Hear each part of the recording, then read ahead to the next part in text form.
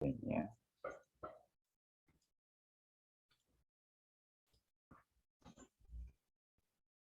All right. So the first thing, never mind the bar up here if you can. So the first thing that we're gonna do is I'm gonna create a new catalog in Lightroom. So a catalog in Lightroom is its own sort of file type. And what it does is when you load your images into the catalog, it loads in thumbnail previews of your images into the catalog, as well as keeps like a history, a track of the images, of the adjustments that you've made to your images. So the tricky thing about Lightroom that, for those of you who haven't used Lightroom before, the tricky thing is being really organized with your images to begin with, okay? Myself, I'm not the most organized person with my imagery or with my computer. So I really try to go above and beyond in order to stay organized. So what I'll do is I'll come over here to File, and I'm going to create a new catalog. Okay. So new catalog right here. By the way, we're in Lightroom Classic for those of you who don't know. Lightroom Classic.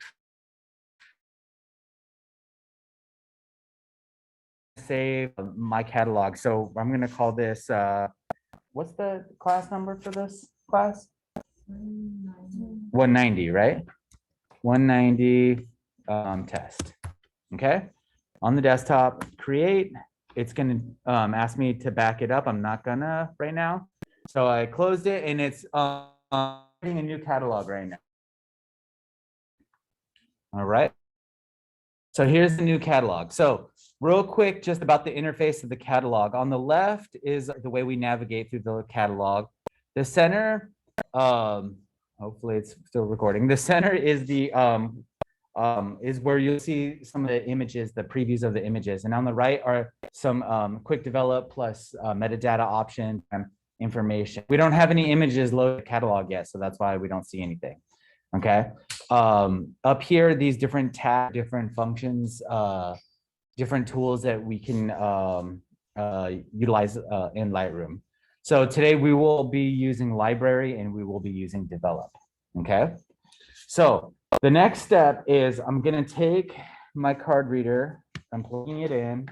I'm going to take my memory card here and I'm going to plug it in. And sometimes if you just plug in your memory card, Lightroom will recognize that there's a memory card. There it goes. So Lightroom recognized that there was a memory card plugged into the computer, and it already popped up the window for import. Okay. Now, this darn thing is in the way. Okay. So this is the import window, and on the import window, you'll see on the left side again, it's the source. So we could be importing images from, if there's multiple hard drives plugged in or multiple or whatever, you can locate all that. This Macintosh HD, that's Macintosh hard drive, and that's like a hard drive of the computer in this instance.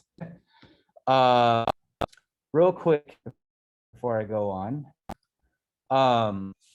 if for some reason that import window didn't just show up when you plugged in the memory card, you can come down here to import, push that button, and it'll come up.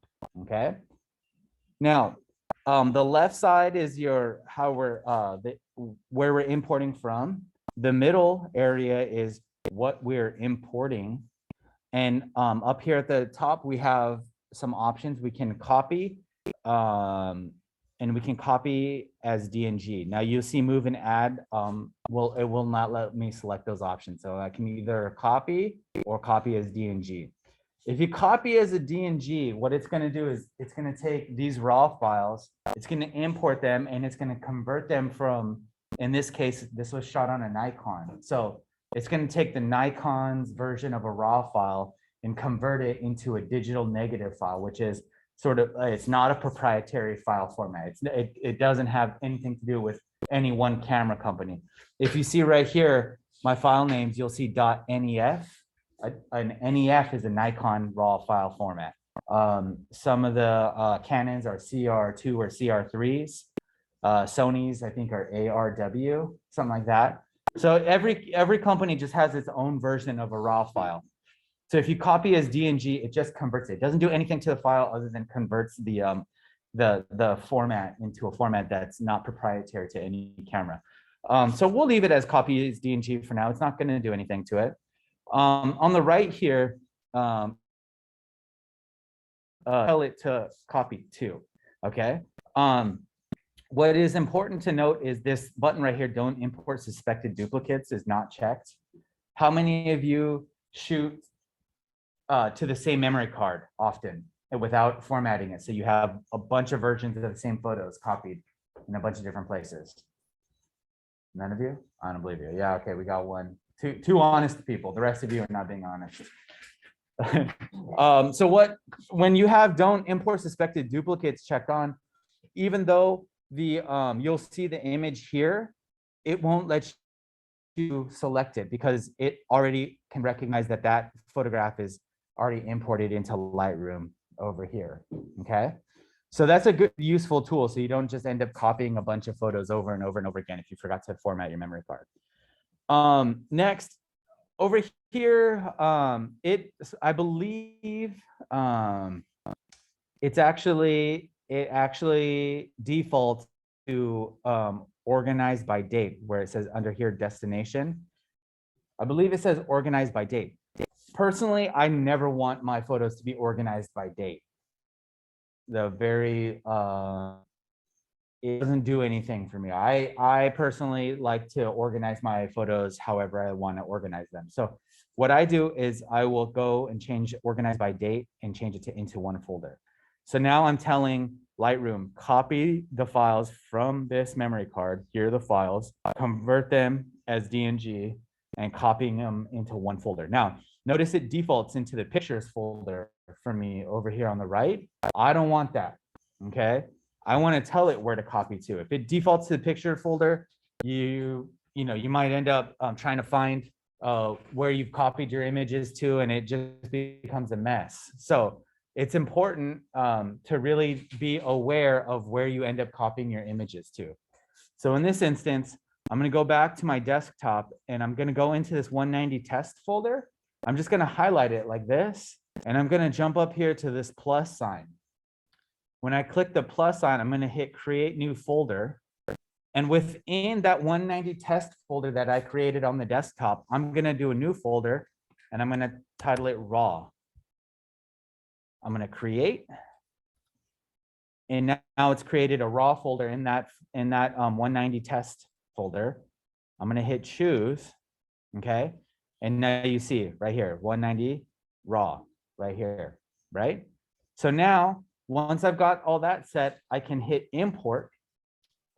And what you see this progress bar up here is doing is it's copying the files from my memory card, converting them to a DNG, a digital negative, and straight into this other folder that I just created. Now, let's just look real quick. Over here, desktop, let's find that 190 test folder, right? And you see it's converting now all the .nef, it's converting them to DNGs as we speak. So give a second, but that's where all the files are being copied to. Okay. When it's done, it's going to tell us that we can eject the memory card. So let's just give it a second. This progress bar up here will finish, and then everything will be a digital negative after that. Any questions? Have I lost anybody? No.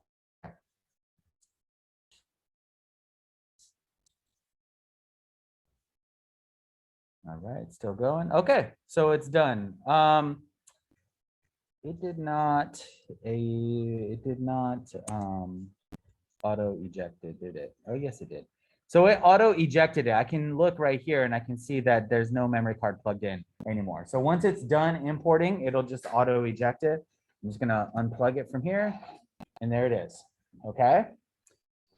Now let's go back into, we're in our library tab. Remember these tabs up here that I talked about a second ago? We're in the library tab currently, and see all the images that have been shot for our demo today.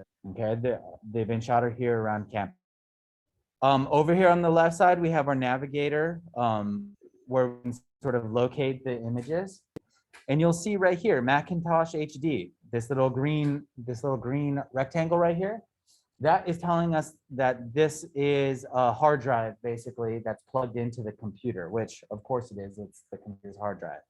That means that right here, where it says raw, this is telling me that this is where these images are. Now, for those of you who have your own computers and have the ability to use Lightroom, what's great is you don't have to create a new Lightroom catalog every time. Like I have this laptop and I have a different Lightroom catalog that I've just been building and building and building. Okay, so over here under Macintosh hard drive, I have a ton of stuff, right? So I can always open up Lightroom and navigate to those different folders and work on the files or pull files out if I need to pull files out or whatever I need to do. I start to build it. Today, we only have this one folder because we've only shot 36 photos for this demo, okay? But those of you at home with your own computer, start to build up your Lightroom catalog this way, okay? So what I like to do next is I like to go through the images and just do a quick edit. Just take a look and see which images I like and I don't like, okay? So to see, we can obviously see this image is highlighted. Can we shut that door possibly back there? Thanks, Emma. So we have these, we have the images and we can look at them this way, obviously, right? And we can just kind of see what we got. But it's still pretty small. It's still not the optimal way of viewing imagery. So what I do is down here at the bottom, you see there's a grid and then there's a single image, right? If I click this, it's going to make this image a single image. Okay. And now I can use my arrows on my keyboard and I scroll through the image. Does that make sense? Now, let me go back to the beginning. If I want to go back to the grid, sometimes you want to go back to the grid. You can hit the grid button right here, go back to the grid, okay? If you want a single image again, you can do that. If you want to see it full screen, push F on your keyboard and you can see the image full screen, okay? Hit F again to go back to the catalog or to the Lightroom interface. Another thing you can do is up here in Navigator, you see fit, we see 100% and we see 300%, right? If I hover over the image, you see that my cursor turns into magnifying glass, right? So if I wanted to and I click the image, it's going to zoom in right now to 300%, which is a really close zoom. And we can see how much detail is in this photograph just by doing that. Okay, if I click it again, it's going to zoom back out. I can change that percentage to 100%, right? Push 100% and then click it and zooms back out. I can jump over here and I can choose any one of these different percentages in order to zoom in to see. If you're trying to look to see if something's in focus or something like that, that's a good way to do it, okay? Now, what I'm going to do is, or before I go on, right side, we see the histogram. This is a graph that represents all tonalities within the photograph, all the exposure. Left side, all the way over here, this is your shadows, your blacks. Beyond this point, there's no detail. Same with the right side. Beyond the right side, there's no detail, okay? And in the middle is all the other tonalities that exist. So we see a big spike in the blues over here, probably the sky out here. We see a lot of yellow that's sort of existing in this mid-tone area. We can see a lot of yellow in this photograph. A spike in the red is probably some of the reds in here, right? That's all the different colors and tones that exist in this photograph. Some of you, if I scroll down here on the right side, I can see the metadata. This is how I knew that some of you were taking photos with your iPhones, because it's embedded. The information is embedded into the file. Look, a Nikon Z7 with a lens 24-70, ISO 500. The focal length, it was zoomed into 70 millimeters. Exposure was 2,000th of a second at f4.5. It was shot today. It was shot at 11:12 a.m. Okay, all that information is embedded in your file. So don't try to get away with shooting iPhone photos, because we can tell. Okay. So I'm going to scroll through these now. What's really helpful, Lightroom is a kind of program that helps you manage a bunch of files at the same time. We call it file management software. Okay, when we think about that, what it means is, you know, in this instance, there's only 36 photographs, but there's still 36 photographs. That's a lot of photographs, right? Maybe this wedding that you're going to go to on the weekend, there's a wedding photographer. Maybe that wedding photographer shoots something like 3,000 photographs. Now, if you're shooting 3,000 photographs, do you want to go through each individual one and make adjustments and do that? You don't, right?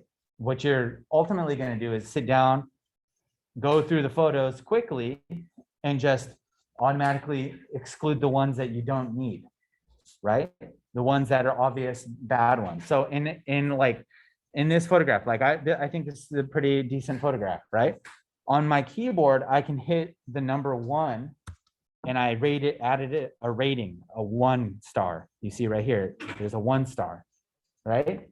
That means it's a pretty decent photograph, right? I can move on. I'm gonna scroll to the next one. This one's out of focus. Don't really need it, right? I'll leave it at 0. I won't do anything. Maybe I'll go to the next one. Yeah, sure, 1 star. Okay. And I can go through all my photos. I don't particularly think that one's interesting. Maybe I think this one's interesting. I'll give it a 1 star. Those lines are interesting. We'll leave that. Interesting photograph. Interesting. That's cool too. It's cool, but I've seen 10,000 photos of the same chair, so I'm gonna leave it. It's okay. Not particularly interesting. Yeah, it's kind of cool. Very interesting, right? So I'm gonna go through the photos pretty quickly. I mean, I think that's cool. I think that's cool. I think that's cool. That's okay. Color's nice in this one. These are all pretty interesting. That's cool. That's cool. Cool. The shadow's really interesting. Won't include it. I think that's cool. And these are cool. Okay. Oh, more. All right. So I just went through all 36 photographs within probably 1 minute. Okay. And what I did was I added ratings to the photographs that instantly just had some kind of that I had some kind of reaction to. The reason I did that is now in this bottom right corner, you see filter, and currently filters are turned off. If I go click filters off and I go to rated, well, all of a sudden now it's just showing me 21 photos instead of 36 photos. Does that make sense? So now it's more manageable to sort of kind of go through these and really sort of think about the ones that I like. Maybe I'm going to try to get these down to like 5 photographs. Okay. So what I'll do is I'll go back through them again. I feel like now that I've gone through them, this one's probably not as interesting as some of the other ones, right? There was a couple that I thought were really cool. So like, we'll keep that one. That one's interesting. Cool. 2 star. I think that's great. I think it's one or the other. I think the color is really nice in this image. Definitely this one, right? That one's cool. Not that interesting to me. This, I like this moment. Not that interesting. We'll keep that. We'll keep that. Cool. And this is just based off of my own taste. Okay. So now I've given it, now I have 2 star ratings, right? So you see down here at the bottom, now next to rated, we see filter and we see what is that, greater than or equal to 1 star, right? So if I click 2 stars, now it got rid of all the 1 star rated ones, okay? And now I can see that I've got 9 photographs. So I need to sort of still edit out 4 of these photographs. So I can go back through it again. I think this one is interesting. I'll keep it. This one, not so much. So 3, definitely 3 for me. Definitely a 3. 3. Omar, which one do you like better? This one, 3. Okay, so now I've got 3-star ratings. Well, now I can come over here, hit 3 stars, and now I'm down to 5 photographs, right?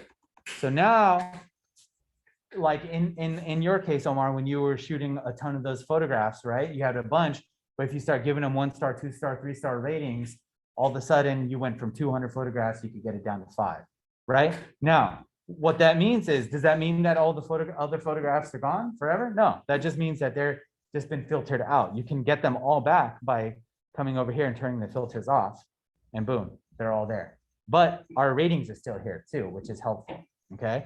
But if I just want to see the rated ones, go to rated and go to 3 stars, and there's 3 stars. You can continue to do this until you get to 5 stars. And you can add color ratings if you go 6, 7, 8, 9. Like I think 6 is red. Yeah.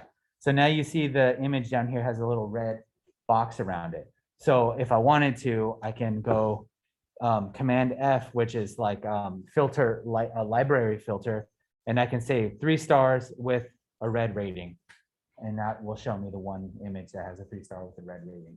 If you really want to get down to it. So some of those instances where you shot 5,000 photographs of this on one particular day, maybe you put all the, if you're shooting a wedding, maybe you put all the reception photos as yellow, yellow color-coded images, and then you start rating them that way, and you can start to organize your images in that way. If you really need to get into organizing your photos to that degree. And in this instance, I don't see that being necessary. So if you hit a rating and you don't, like in this instance, I don't want it to be red.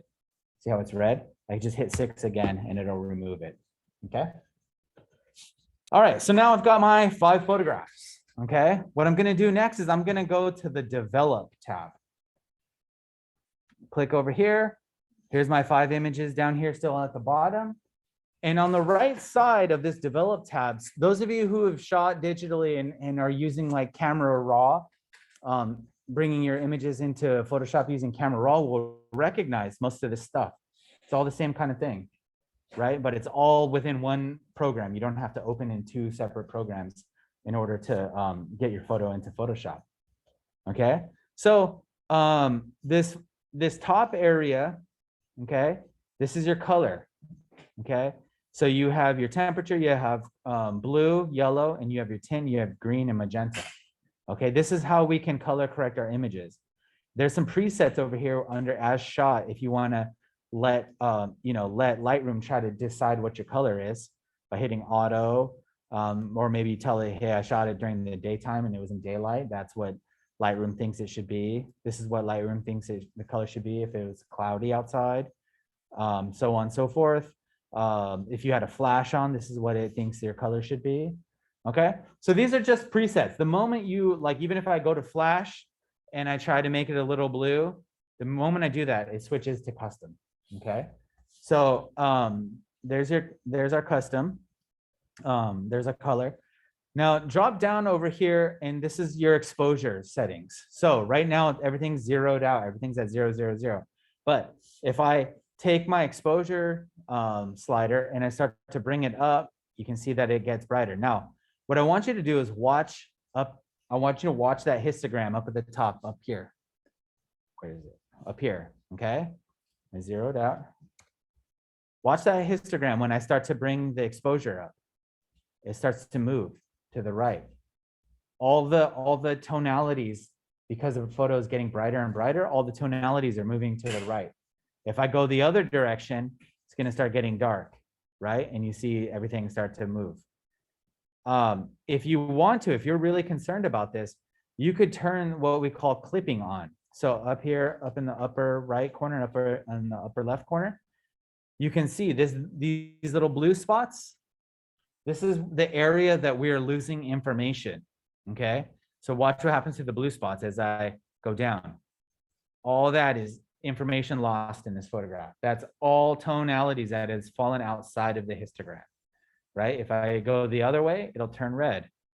That's all the tonalities that I'm starting to lose as I move the exposure over. Okay. That's helpful sometimes if you're just trying to see, if you've shot a really high key photograph or a really dark photograph and you want to try to be right on the cusp of losing information, you can really utilize these tools if you want. I turn them off. I don't really need them in this instance. We all know what contrast does, right? Highlights will either make the highlights brighter or make the highlights darker. This camera retains a lot of information, so we can really work this file quite a bit. I don't know, bring up the exposure a little bit, maybe bring up the shadow, pop the black a little bit, something like that, whatever. Okay. And we can move our way down. We're going to kind of skip all these other things for now, but these are just other adjustments that you can make. We kind of, they all need to be explained a little more, but I do want to drop down to detail. Detail is how we can sharpen our photograph. So you'll see sharpening under detail.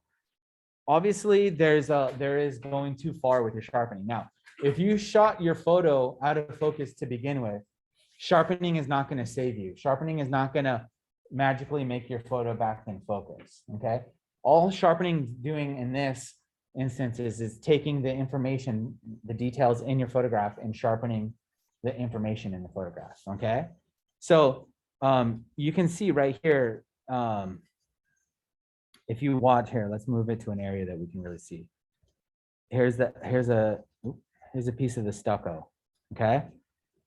If I start to sharpen it, you'll see what happens to that stucco. It's kind of hard to see, I realize, but we can increase the amount of sharpening just by moving the slider up and down, okay?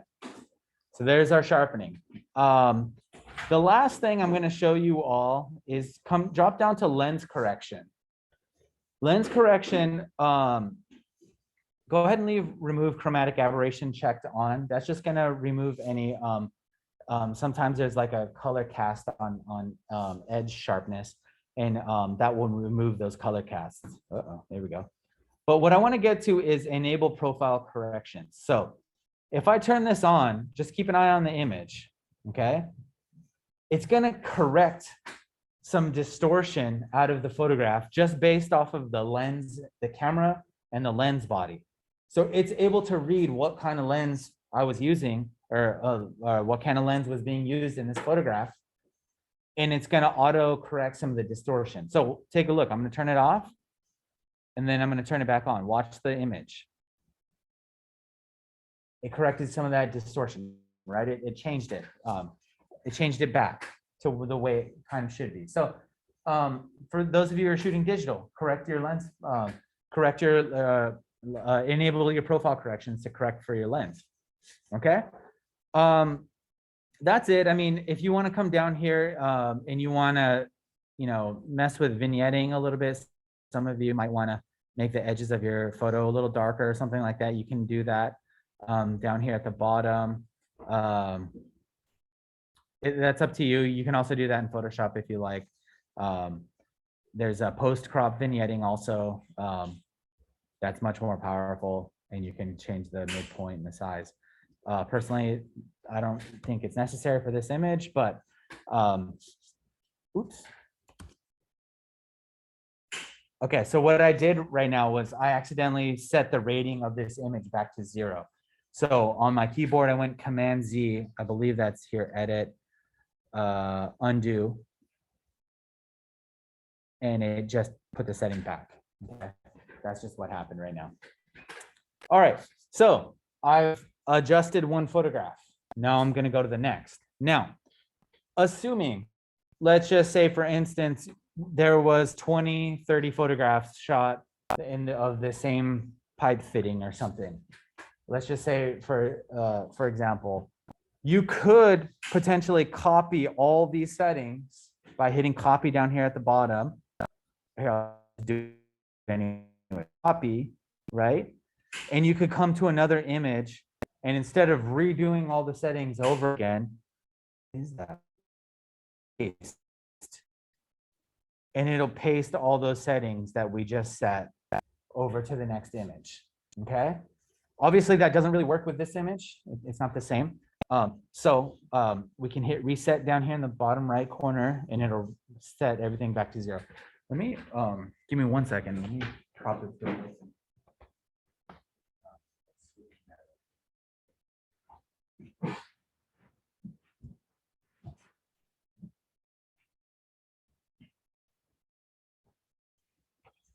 All right, so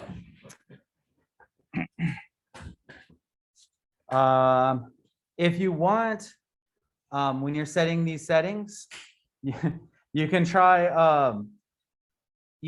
hitting auto right here, and this is sort of like letting Lightroom auto adjust the image for you. So if you hit auto, that's what Lightroom thinks should happen to this image. I don't think this should happen to this image, right? It looks pretty bad.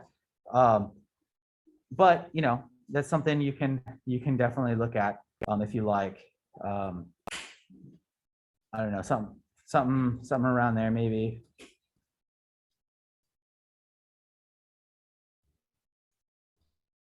Another thing I didn't talk about is cropping. Up here in this upper left corner, there's the crop tool. Okay, if I click it, you'll see this lock right here. In this instance, it's unlocked. What that means is I can crop each side independently of one another. If I want to maintain the aspect ratio, I can lock it, right? And when I lock it and I bring in the sides, you see the top and the bottom move in to keep the same aspect ratio, to keep the same shape of the lens to begin with. Now I can move, if I want to move this in, maybe something like that, hit enter on my keyboard, and now I've cropped the image. Okay. If you want to rotate, I believe it's up here. Tool view. I don't know. I always do it on my keyboard. So yeah, rotate. So rotate left, counterclockwise. You can do it like that. On your keyboard, there's the bracket buttons. So command and bracket, the right bracket will rotate it to the right. Command and left bracket will rotate it to the left if you need to rotate. Okay. Come down here. I'm just going to sharpen it a little bit. Enable those profile corrections. Okay. Oh, maybe there we go. All right. Moving on. I really like this photo. I'm going to enable the profile corrections. Let's see. Let's hit auto. Let's see what Lightroom thinks. It's okay. I'll leave it there and I'll make some adjustments. But in this instance, let's try this. There's an eyedropper tool right here. This is for color. So if I click this eyedropper and I select an area of the photo that's neutral, what it's going to do is it's going to think that that area that you've selected is a neutral gray, and it's going to adjust the color of the photograph to make sure that that area is a neutral gray. Okay, so in this instance, you can see the pick target neutral, and you can see at the bottom of that grid, you see a R, which is 86.5, a G, which is 86.2, and a B, which is 77.4. That's RGB, that's red, green, and blue. And the closer those numbers are, the more neutral the point is. Okay, that's pretty close, but that blue, that's telling me that there's a lot of warmth in this photograph, right? So maybe we can find a better point. There's an 89, a 90, and an 86, much closer, okay? So I'm gonna click this point and watch, it just changed the color, it just neutralized the color. Now that looks pretty good. It looked pretty good before, but now that looks much better, right? Everybody see that? Yes, okay. I'm gonna leave it so we can move on. We'll do it again here. We'll select another neutral point that's 63, 64, and 62. Yeah, pretty close. Yeah, the photograph is already pretty neutral. The reason the photograph's pretty neutral is it's daylight, it's the sun, and the sun doesn't have a color cast to it, right? Or in theory, it shouldn't. It might be a little warm, but in theory, it shouldn't have too much color cast. It's daylight balance, what we call. We'll hit auto. Let's see what it does. Yeah, not bad. Just threw a little contrast on there, I feel like. Okay, and then I'm gonna come down here. Remember the sharpening? I'm gonna sharpen it up just a little bit. And then I'm gonna enable that profile correction so it fixes the distortion. Pretty good. Okay, and then this last photo, we'll do it one more time. Okay, I'm already down here at the enable profile correction, so I'll just do that in the beginning. And then I'm gonna scroll back up here to the top. Let's just try to adjust this by a site. So here's auto white balance. Not bad. Maybe it's a little cold, right? Here's daylight balance. I like that a little bit better, which makes sense because it's the sun. If it was a cloudy day, it would be trying to compensate for the blue that's coming from the clouds. That's not the case right here that we need. Shade, it's obviously not an open shade, but it just makes it a little bit warmer. Tungsten light is like a yellow light bulb, so you'll see the image turn blue. Right, that's not the correct one. Fluorescent lights like we have in here. No, that's not the one. Flash and daylight should be relatively close, but we can kind of decide from here. There's our flash and there's our daylight. I think daylight's a little better. Okay, we'll just leave it at that. We'll hit auto again. I like auto just to see what Lightroom thinks we should do. Not bad. There's a lot of information in there. Okay. So cool. There's our 5 images. Now, what I think is important to note, okay, is that there's a lot more tools that can be used in Lightroom. A lot of times, some people don't even need to take their images into Photoshop, which is fine. If you know all you're doing is sort of like adjusting color and contrast and whatnot. In my opinion, though, even with my work, even if I'm shooting digitally, I'm going to do big global adjustments in Lightroom. I'm going to make adjustments, and then I'm going to take the image into Photoshop and make finer adjustments in Photoshop so that I could really get to a print that I really want. Okay, so to do that, what I'm going to do, there's a number of different ways that you can get your photos into Photoshop, but I want to show you this way. So come back to library. I have one image currently selected. So if you go file, select, okay, edit, select all, okay. On your keyboard, it's Command A. Now all the files are selected. What I'm going to do is I'm going to export these images. Now, what happens is, think of the raw file, it's raw data. Think of it as like ingredients, okay? You got your ingredients. And then think of what I've done here in Lightroom. Think of those as the directions. I'm gonna bake a cake. So I have the directions and I have the ingredients. You take the ingredients, you follow the directions, and you put it all together, then you've got a cake. You've got something new, okay? So in this instance, we're taking the raw data of the files and we're going to take the directions. We're going to combine them together and I'm going to make TIFFs. Now, this is where you all want to pay attention. Okay. This is where this is where what I saw with your printing this past week. This is where the hang up happened. Okay. Your settings need to be correct. If your settings are not correct, your prints are not going to come out of the printer the way that you want them to come out of the printer, and you're going to be getting frustrated. Okay. So first thing, just like anything else in shooting digitally, start from the top of the settings and work your way down. Okay. So export location. Where do I want these TIFFs to go? What I'm going to do is I'm going to choose the folder. I'm going to go back to the desktop and I'm going to go back into 190 test. And I'm gonna create another new folder, and I'm gonna title this folder WIP, which stands for work in progress. Okay. I'm gonna hit create, and I'm gonna choose the work in progress folder. All right. So that's how you select the folder. If it's set to like same folder as original photo or something like that, like just change it to specific folder and then follow those steps. Okay. Work in progress. Now, next is file naming. We can rename this file if we want to. You would go over here and you can give it a custom name. You can give it a custom name with a original file number. You can give it a custom name with a sequence, whatever you want. But I like to leave the file name the same in this instance, just so I can refer back to these files later if I mess up or something. Okay, so just rename to, just leave it as file name and you're fine. There's no video, so we don't have to worry about the video functions. Right here, file settings, very important, okay?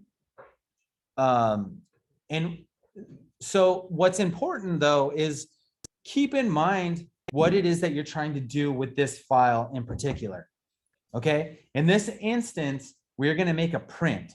So that tells me I want a file that's gonna have a large color space, no compression. Usually, I mean, if like in this case, these my camera shoots, I think 14 or 15 bit, not quite 16-bit, but I don't know those printers and those computers back there can handle a 16-bit file.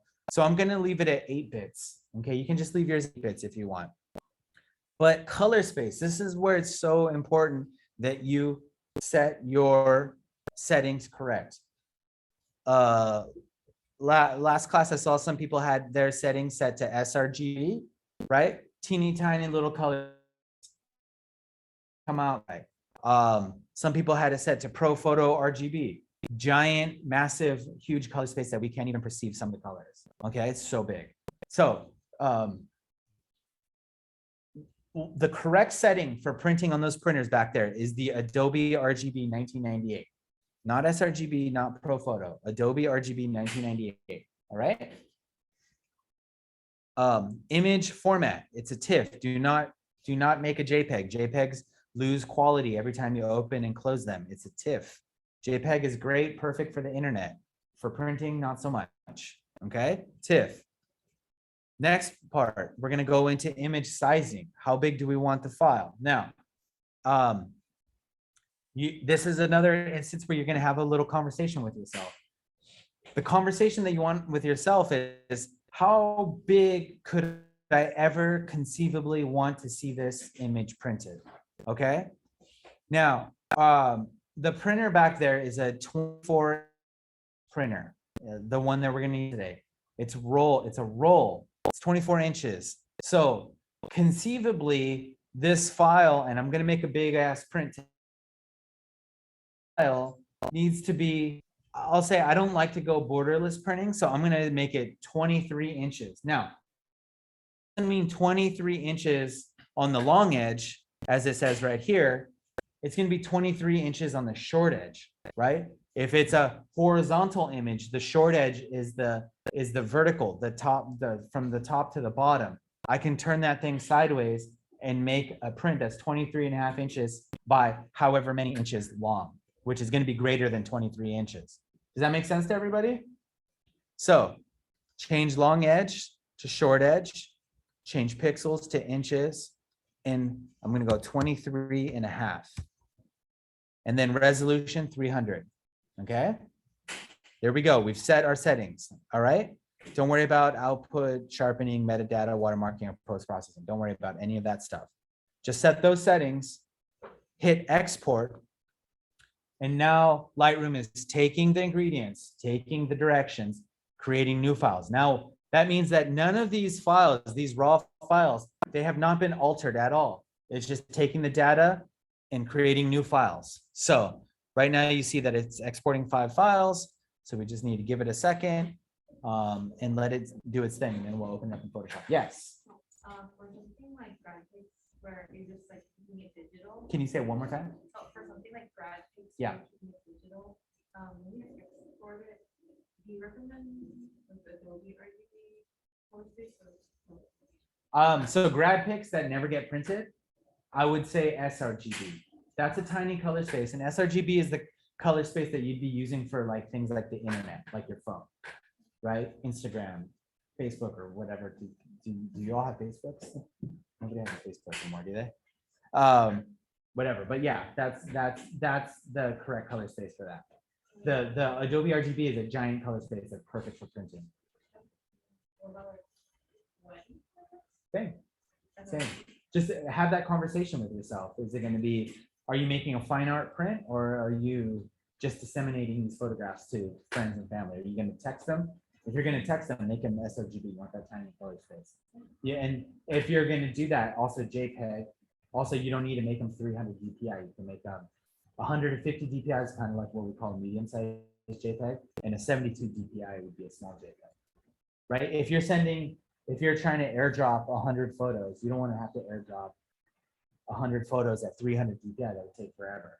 But if you want to airdrop 50 photos at 72 DPI, it would be instant. Okay. Good questions. Do you all see why it's really, really important to have your settings correct? How many of you have made a print that just looks totally wrong color-wise? I know a couple of you, yeah. And in your case, did you have your photo in ProPhoto RGB? Okay. Okay, well, in any case, if you have it set to Adobe RGB 1998 at 300 DPI, and you go to those printers back there, chances are the prints that are going to come out of that printer are going to be relatively close to what you see on the screen. Now, just like Jennifer said, it's not a push print once and you're done. That's not the case, right? The reality is make test prints, go do this over and over again until you make adjustments over and over again and try to chase that perfect print that you want to get on the wall. Okay. It takes time. Okay. So we're done with our processing. Okay. So what I'm going to do is I'm going to come over here to the Finder window. I'm going to go to, here's our 190 test. Remember we said we made a folder work in progress, and here's our 5 files. Okay. If I want to, I can take these files and open them up in Photoshop. It's probably kind of a lot for my computer to handle, but I'm going to close this. Okay. Command quit. Now, if you quit out of Lightroom, you never have to save. It's documenting the steps that you've taken as you go. So like, if I wanted to go back, if I open that 190 test folder, in here we see this what is it? LCAT. That's our Lightroom catalog, LRCAT, sorry. Double click that and it'll open that catalog right back up and be right where you left it off. You never have to save, okay? You just quit out of Lightroom and it'll be fine, right? So right now the filters are off, so you just go to rated and we go to 3 stars. There's my 5 photos, okay? And it saved everything that I've done. If I wanted to even go into develop, and let's select one of these images. Where is it? Down here at the bottom, history. I can see all the different things that I did to this photograph. And I could even backstep it if I want to and go back through it. Okay. I don't want to necessarily, but there it is if I wanted to. All right. I'm going to quit out of here and let's make some adjustments. So, right now it looks a little strange. It's just because the grid is turned on my computer. So if I go to view and I go to extras and uncheck it, it'll turn the grid off. Okay. Here's our image. Now, with some of you, we've started to work on masking an image. That means that we're going to make manipulations to just one small area of the photograph without affecting the rest of the photo. Okay, so we'll find some areas to mask in some of these images. Maybe not this one so much. F on your keyboard again will change your view. So I like to go full screen with my view. over here, you see down here in this bottom right corner, we see this thing, it says background and it has a little lock next to it. That's our background image. So when I talk about layers, what I'm talking about is a non-destructive way of working with your files. With a layer, you can, if you just try to imagine for a second that this is a photograph that's flat. And if I make a copy of that photograph and lay it right on top, and I scratch and do a bunch of stuff to that photograph that's on top, and I move it, well, the image in theory underneath it should not be affected. Does that make sense? That's in theory how layers work. So if I make a copy of the background, I'm gonna come right here, I'm gonna take it and drag it down to this little square with a plus sign, and it made a background copy. I don't know, let's say that I want to draw on it. There's a brush tool, B, a brush tool, and I'm gonna turn everything on, and I draw on it, okay? I do a bunch of stuff, whatever. In theory, I can come back over here to the layers, and I can turn that layer on and off and see what I've done. Does that make sense to everybody? So maybe I hate what I've done. I can always just delete that layer and start over.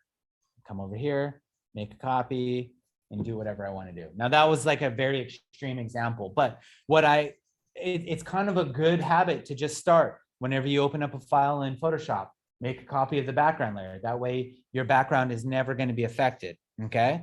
I'm going to zoom in here. Maybe I want to clean some of this pipe up. I hold down Shift on my keyboard and you'll see that my cursor turns into a hand, and I'm clicking and dragging through the image, and I can see some of these areas. Maybe I want to, Photoshop some of this stuff out. We'll go to the clone stamp, S, and what the clone stamp does is, if you see the cursor right here, if I hold down Option on my keyboard, you see my cursor turns into a target. If you select a point, if you push down Option and you click, you've now selected that point, and you can come over to an area of your photograph and click again, and it'll paste that point. Oh, no, I'll pass, everything's turned down. Sorry, 1 second. It'll be right here, normal, opacity is 100%, flow should be 100%. Let's try it again. Select this point over here and paste it. And now I'm just clicking. And I can remove things real quick that way, right? Come over here, maybe I want to get rid of this like big sort of black spot. Now you'll see, I can see right here, I can see that the circle of my clone stamp, it looks pretty bad. So Command Z on my keyboard is a back step, and I can try it again. Maybe I need to select a different point that it's a little closer. Do that, it's much better. Everybody see that? So that's how you clone stamp, all right? Maybe I want to, let's make this pipe thing a little brighter, just the pipe, not the wall. So what I'm gonna do is I'm gonna come down here to this little half circle down here at the bottom. These are my adjustment layers. I'm gonna click one, and I have the option to do any one of these adjustment layers. I'm gonna go to curves. You can do anything you want, but I'm gonna go curves, and you'll see the curves open up over here. Now, what I can do is, oh, no, do we all know how curves work? Probably not, right? I'm gonna assume not. So curves, up here in the upper right corner, this is your highlights. Down here in the bottom left corner, these are your shadows. This line represents all the different tonalities in your photograph. So if I take this center point of the curves, I'm just clicking, I'm holding down, and I drag it upward. I'm taking that point in my curves layer and making it brighter. Okay, same idea. If I drag it down, I'm making that point darker. Everybody see that? So let's say, did I say I want to make it brighter? Yeah. Let's say I want to make it brighter. There I go. I'll leave that. I can come over here and I can turn this on and off, and I can see what I've done to this layer, right? Well, you see next to the curves layer, you see this white window. This, you want to remember this phrase, everybody. The white reveals and the black conceals. Okay, so in this instance, this layer, it's called a layer mask. the layer mask is revealing all that's happening on this layer, which happens to be me moving this point up and making the whole image brighter. In theory, I just want to make just this pipe brighter. So what I'm going to do, I'm going to hit these little arrows just to collapse that for a second so you can see it. What I'm going to do is I'm actually going to fill this layer mask in with black. And to do that, I look over here and I can see that black is in my foreground. Okay, I'm gonna paint this layer black, layer mask, I'm sorry. Paint the layer mask black. To do that, Option Delete on my keyboard will paste the black into that layer mask because the layer mask is activated. Now it's concealing everything that's happened in that layer, right? So if I go back and I hit B, or if I find brush on my tools over here on the left, and currently black is in the foreground, so I need to change it to white. You hit these little arrows right here and it'll swap them. So now white is in the foreground. Now my brush tool, everything is turned all the way up. So it's 100% on opacity and 100% on flow. If I go and I just click and drag, you see that it just painted that light color in there, right? If I go to the layer mask, hold down Option and click the layer mask, I can see the exact mark that I've made, right? That's not what I want to do. So I'm going to click Option and click it again. I'm going to Command Z to go back to get rid of that. What I want to do is I want to turn down the opacity and I want to turn down the flow. I personally like to start at like 10% on opacity and like 30% on my flow. Okay. And I also want to make sure over here on the side, the type of brush that I have, I want to make sure the hardness isn't turned all the way up or turned all the way down. I just kind of want to be somewhere in the center there. Okay. That means the edge of the brush is going to be sort of feathered out. Okay. So what I'm going to do now is I'm going to kind of think about this like painting. Okay. I'm going to paint that layer mask and I'm just going to make just this pipe a little bit brighter. On my keyboard, the brackets will make the brush bigger or smaller. I haven't done anything yet. But I'm going to now start to paint. And I'm just clicking and dragging, clicking and dragging, clicking and dragging. Okay. Now, maybe you're not seeing what's happening right away, but if I turn that layer on and off, I can start to see it's making just that a little bit brighter. Does everybody see that? Yes. Okay. If I want to be a little more extreme with it, I can turn the opacity up, right? And now I can really start to see it a lot more. I could even come over here, Option, click the layer mask. So I just see this area and I can just work on the layer mask so that when I come back, hit Option again. Now I see that it's made that pipe a lot brighter. Does that make sense to everybody? Okay. So let's say that I'm done. Okay. I'm done. I like this. What I'm going to do is I'm going to go File and I'm going to go Save As. Here's where I think is important for you all. Okay. This work in progress folder. What I'm going to do is I'm not going to just save it over the top of this. Okay. I know this can get to be kind of a lot, but what I'm going to do is I'm going to leave the file name the same. I'm going to put an underscore. I'm going to put a work in progress and a 1. Okay. And I'm going to save it, make sure it's saving as a TIFF, hit OK. Now I have 2 versions of the photo, right? I have the version of the photo, just the beginning file that I exported, and now I have a version 1. Then I can continue on. I can have version 2, version 3, version 4 as I'm printing, right? And I can always refer back to, ooh, you know what? I've done 5 different versions of this and version 3 was the best. Well, I can go back to version 3. I know exactly which one it is. Does that make sense? Kind of save often, right? It's just space on a hard drive at that point. And it's much better than doing a bunch of work, saving over the top of a file and realizing you've lost something forever because you've been saving over the top of things. Okay. How many of you have done that before? Lost a bunch of work because you saved over the top of a file. Right here too. It's the worst. Trust me, it's the worst. Okay. So I'm going to hit F on my keyboard twice. There's 3 different views that you can see. This is the normal full screen and then whatever, I don't even know what this view is called. And go back. to the normal. So when you're in the normal view, you can see the other files that you have open. I'm going to close this and move on to another photograph. Okay. The photo that I wanted to print today, what time is this? 2:08. Yeah. The photo that I wanted to print, I thought this one with the caution tape was kind of cool. So I'm going to hide that grid and I'm going to work on this one. Okay. I'm going to make, habitually make a copy of the background, right? Just like I said, F to change my view. Option, Command, and 0 at the same time will zoom into your photo 100%. Okay. Now I can take this with my space bar and my mouse, and I can just kind of move around the photo and just take a look. Maybe there's some stuff I want to clean up out of here. Maybe there's, I don't know. It's a little out of focus, or not out of focus, but it's focused right here, not quite on the tape. I wish it was focused on the tape, but that's all right.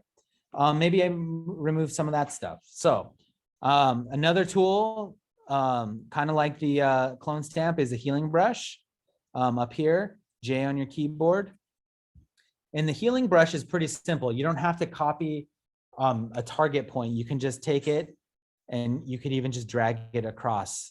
And it's gonna try to read what's in areas nearby and copy and clean it up. Okay, maybe get rid of some of that.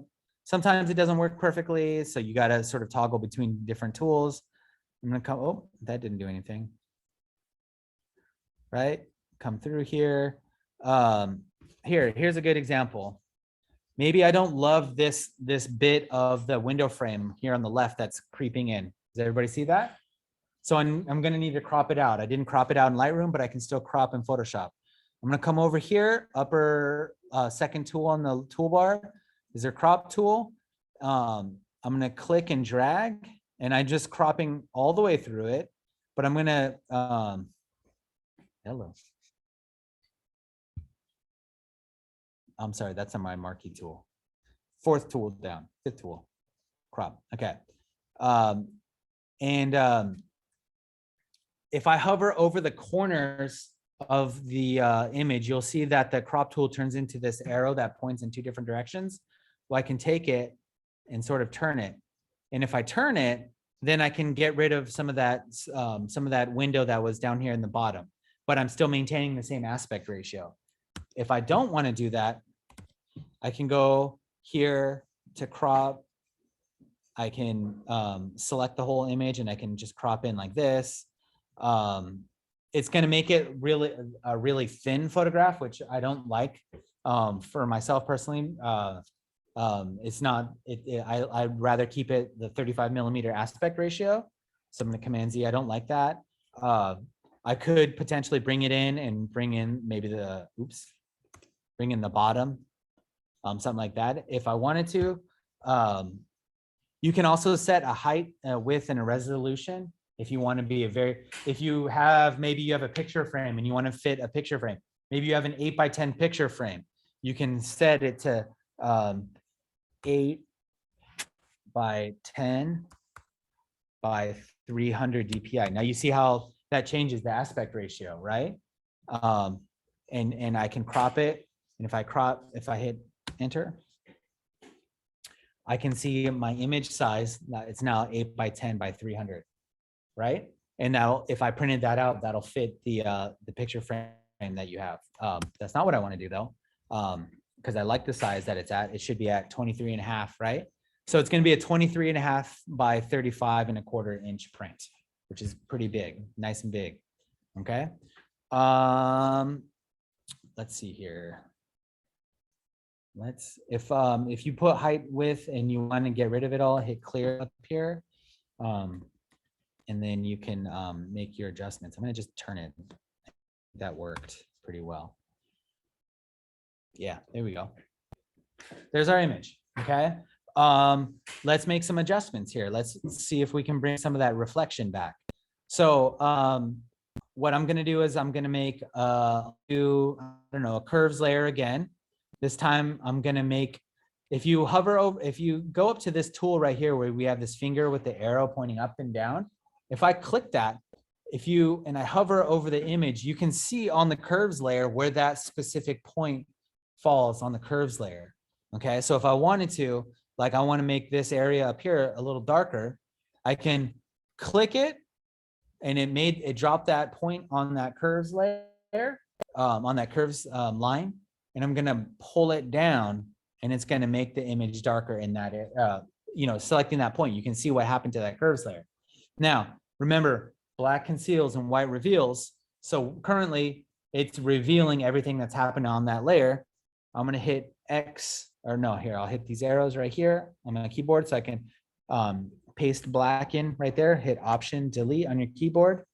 And then I'm gonna go back to my brush tool, like I said earlier, and I'm gonna put white back in the foreground, and I'm gonna just kind of burn some of this in. So this is kind of like burning and dodging you like you did in the darkroom. Now, what's really cool about this is because this is like a curves layer, I can actually even go in and adjust the color, because the curves layer is split up into 3 different channels. It's split up into the red, green, and blue channel. When they're all together, it's exposure. But when we just separate it, like in this instance, red, I can come over here and I can change it for, where I've masked, I can change the red into like a more cyan, or I can come over here to green and maybe I want to make it a little magenta. I don't know, blue, maybe I want to warm it up. Something like that. So now if I come over here, turn that layer on and off, I'm getting a little bit more information in that background back. Does that make sense to everybody? Okay. Yeah.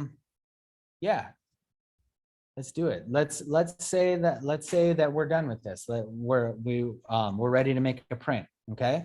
So I'm going to save this again. So File, Save As. I'm going to go here to the end of the file, _ work in progress 1. Okay. It's a TIFF. The embedded profile is RGB, Adobe RGB 1998. Cool. Save. Hit OK. Nothing's ready to go. Okay. Now I can go back. I'm going to take this file with you all back into that room, and we'll make a print and see what happens. Okay. Any questions? Yeah. Yeah. TIFF or Photoshop file. Personally, I like TIFFs, but they kind of function the same. JPEGs, every time you open it and close it, it loses information. Also, JPEGs don't save the layers right here. So if I close this right now and I open it back up, it's going to have all these layers. If I save it as a JPEG, it's going to collapse one background copy, and I can never go back and adjust this. So like now, if I go into the computer and make a print and I decide like, and I like to do that, I can always come back and just delete that. Does that make sense? Yeah. That's why I'm going to use TIFFs for printing, because you can always backstep. Oh, but you're okay with Photoshop's fine. It works the same. I use TIFF just because. Photoshop is proprietary to just Photoshop. TIFFs can open up into other programs if you wanted them to, that are not Adobe programs. Very rare that I use them, but there are times like Capture One I'll use, and that's a non-Adobe program that won't read Photoshop files. The same. Any other questions? That was a lot, huh? Yeah, no? All right, sweet. Class full of personalities today, huh? All right, I'm gonna turn off. I'm gonna stop sharing. I'm gonna stop the recording.